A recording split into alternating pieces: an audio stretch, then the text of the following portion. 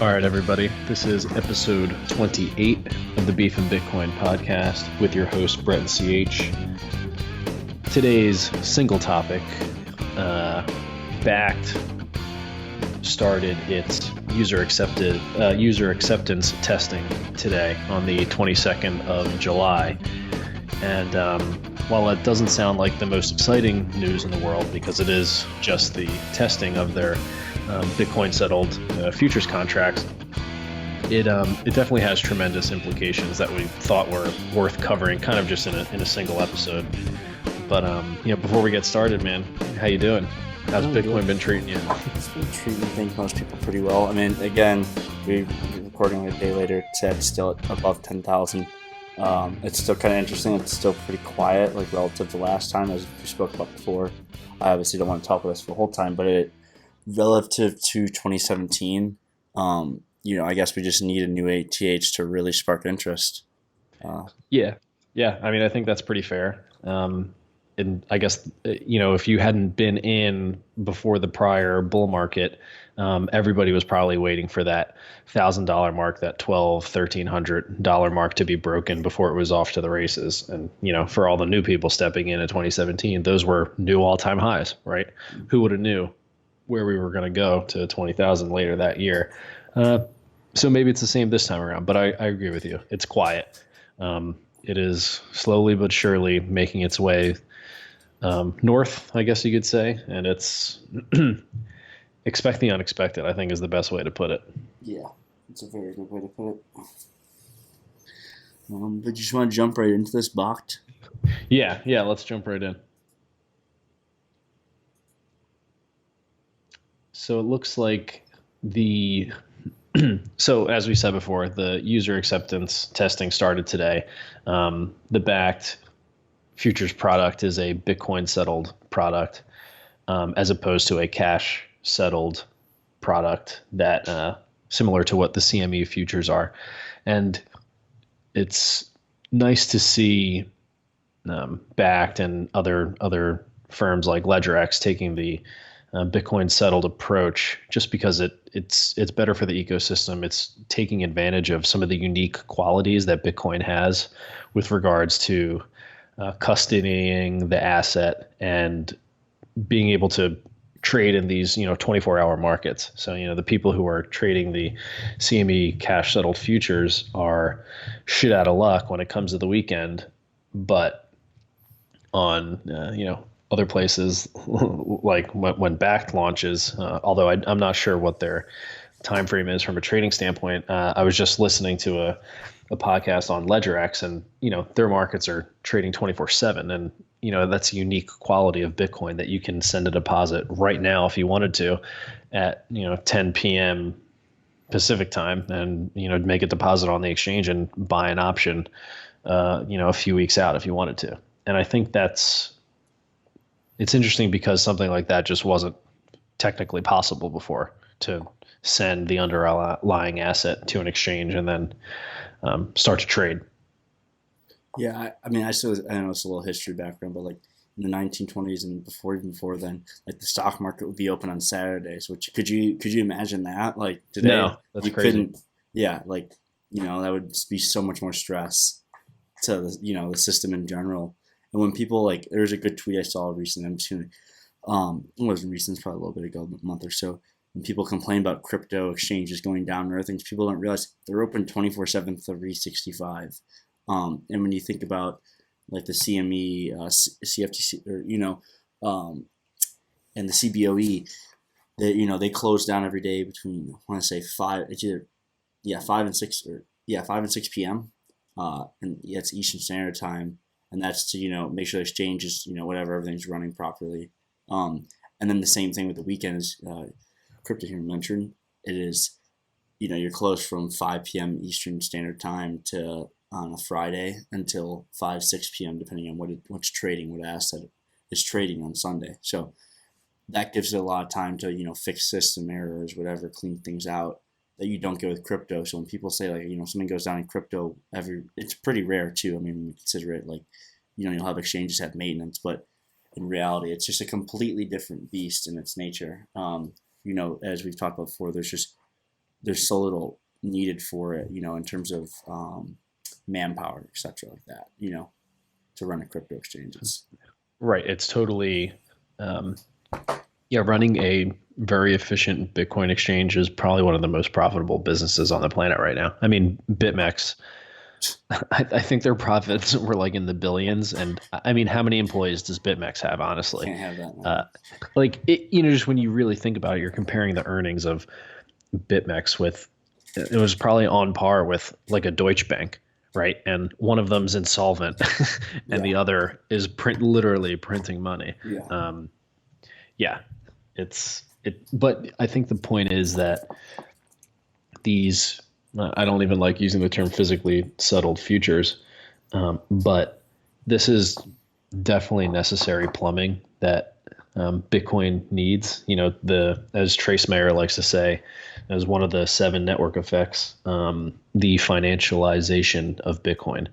Right, we need the plumbing necessary for Bitcoin to grow and flourish and get enough liquidity to start to become a contender as a reserve currency, or this global store of value.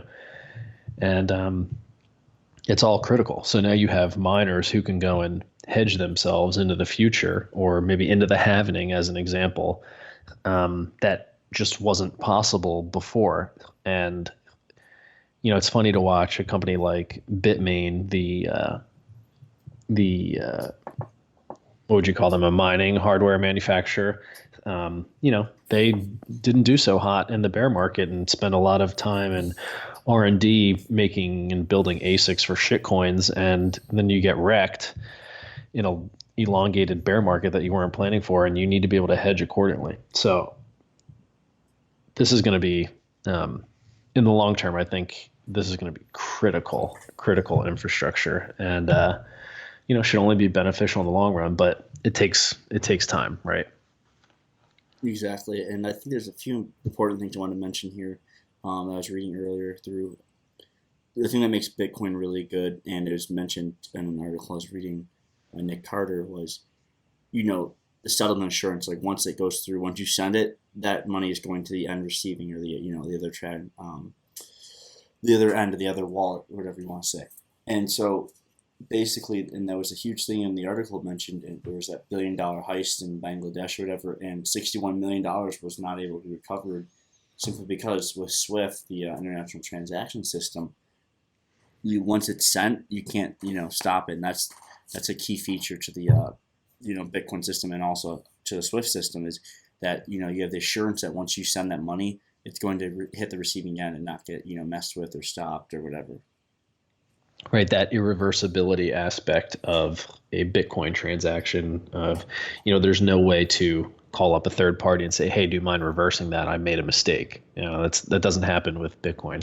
And on one hand, you could say, that's one of the big features of Bitcoin. That's what makes it so special. And then on the other hand, you have people saying, well, wait a second, you know, that's a con in their eyes. And I think it's important to leverage and think properly about what that really means from like an asset standpoint, just because it makes everything so much more interesting. You're comparing this final settlement and the assurances that that transaction will not be reversed.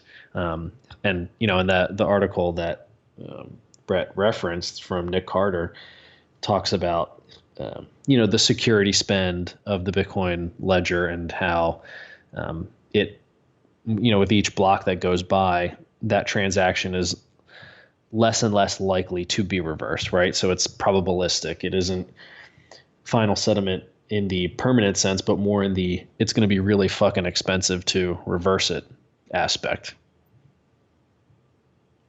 Yeah, and that's as I mentioned earlier, it's just a key aspect, and obviously it's drawing more interest. And there's another point on here, that Ari Paul had mentioned, the CIO of Block Tower, which is an investing company, believes that retail adoption is enormous once a killer app, or UI, which is user interface, makes crypto on ramp safe and reliable and easy to use, like a PayPal or a Venmo. Um, Square Cash App's definitely one of them. It's definitely, but still not like, it's not an exchange by any means or something like that, and that's the big difference there. But a big thing to this is the institution should not dismiss. It basically says institutions should not dismiss crypto too easily because it has a 200 to 300% compound annual growth rate, which is CAGR. Yeah, I mean, uh, you know, some of the things Ari Paul has to say, I don't necessarily agree with, but he's definitely right here.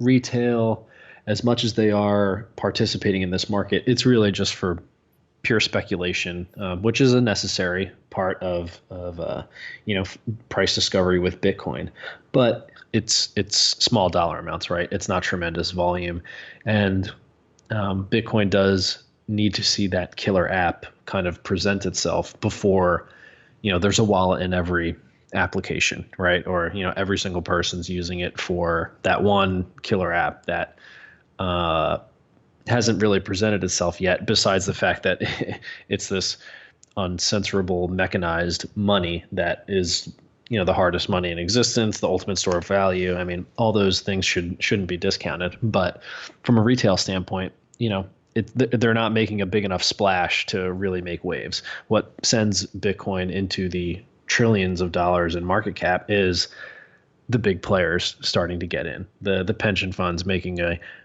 fraction of a percentage allocation to Bitcoin. Those big players, and they need this type of product to be available. I mean, period. There's no getting around it. And it seems like BAKKT is preparing for a fairly strong launch, and they've seen a lot of growing demand and interest for Bitcoin futures.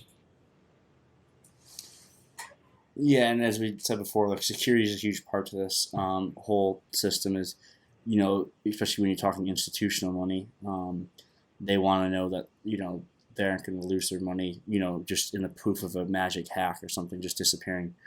Um, and obviously, the obvious example is you could say Mount Gox, but obviously the system's completely changed in that 6 years since then, or 6 to 5 years, whatever it is exactly. But anyways, the point is, this is just going to allow bigger players to enter the space, and they were also mentioning like high frequency traders, which could be good or bad. Um, we'll see though. Right. Yeah. I mean, I think anything that's helping to maybe increase the velocity of the asset might not be such a bad thing. But we'll see how the algos end up playing Yeah, a part in this. I mean, it's not that they're not doing that right now, right? Where there's tons of bot trading on BitMEX or Binance and all that stuff. So nothing new, but that's a different league of players stepping into the ring. I think everybody should really be prepared for that, because it could, for the retail shitcoin trader or whatever, might get wrecked. yeah, no, it's definitely gonna more institutional money comes in, it's definitely going to change the market up for sure. Obviously, it'll expand the market if institutional money starts to enter it. Not that there isn't already institutional money, but if we're talking, billions and billions of more dollars into the system, just, then that's going to change the game completely. Um, there's just no way around that. I mean, you're going to get bigger players, and it's just going to be a lot bigger fish in the crypto sea, as one would say. Right, right. No, that's a good point. And I think it's necessary to bring just the for volatility to decrease, for Bitcoin to kind of get to that next level. You need it to start knocking on gold's door from a market cap standpoint. And I think the plumbing of the futures contracts, the derivatives, more on ramps, getting more fiat on ramps into the system on a daily basis more consistently is beneficial. I think it will be extremely volatile as we get there, but that's to be expected. I mean, something like Bitcoin's never existed before, so of course people are going to speculate on it, and you can't expect something to slowly become adopted as some kind of reserve asset without a little volatility in the meantime, right? It's not going to go from zero to money in the blink of an eye and have a fixed price, right? Yeah, no, and it's definitely, I've mentioned before, fiat currencies are the farthest thing from stable. So it's not, granted, and I Sure. think there's another way to look at it, as I've always mentioned before. It's not the Bitcoin is gaining a lot of money; it's the dollar or the euro or the yen losing against Bitcoin. No, and I think that's actually the correct way to think about it because it's, I mean, I think that's the correct way to think about it. One Bitcoin equals one Bitcoin. That's not going to change. But the value of the dollar versus Bitcoin will absolutely change, and it has, and it does every second of every day, pretty much. And it's consistently been getting wrecked for the last 10 years, right? I mean, that's the chart's exactly like that popular chart of the dollar from like 1913, and it lost 95% of its purchasing power over, since 1913 or whatever. It's pretty much the same exact chart when you measure fiat and Bitcoin. Yeah, no, for sure, and it's just again, it's one of those things. As I mentioned, it's you got to look at it inverted way. The fiat currencies are completely in free fall, and you're just seeing against all apps. So it's one of those things that just keep your eye out for, because I think it's only going to probably get worse as speculation gets worse. There's just no way around it. Human psychology, greed, it's just going to come back. There's no. It's hard to say this time isn't different. Right. Yeah. I mean, it's important. The speculation aspect of the price discovery is important, right? And I mean, you can probably talk more to this than I can about the price discovery with gold when certain financial instruments were made available for the market to start trading. I mean, gold really took off, I guess you could say, for lack of a better term. Yeah, no. When you look at the charts of gold, it's like ridiculous. When it was below $100, now it's when it went up to basically almost $2,000, the chart looks insane, and that's trillions of dollars. That's a lot of money. Right, right. That's all the way to what, an $8-9 trillion market cap in Yeah, 30 years, I guess. I mean, it's a long time, but um, it's funny because now you have a market that trades 24/7. So you see the way things play out, and it's way faster. yeah. I mean, that's what gold looks like. It's pretty insane. And I mean, obviously, it didn't have before, but gold was lower. When it opened out of the gold window in 1971. So yeah, it's one of those things to watch out for, and I think it's a good way to end it and just kind of give you a clue of what happened with gold, and then remember that Bitcoin is now a 24/7 market, and crypto cycles are much faster. So yeah, I don't know what to tell Stack, you. stack sats accordingly. Yeah, good luck. All right, well, that was episode 28 of the Beef and Bitcoin podcast. Quick one here. Make sure you like and subscribe to the YouTube channel. Give us a review on Apple Podcasts. Follow us on Spotify. Leave us a comment. Send us a DM. Let us know what you think. All right, everybody. Cheers.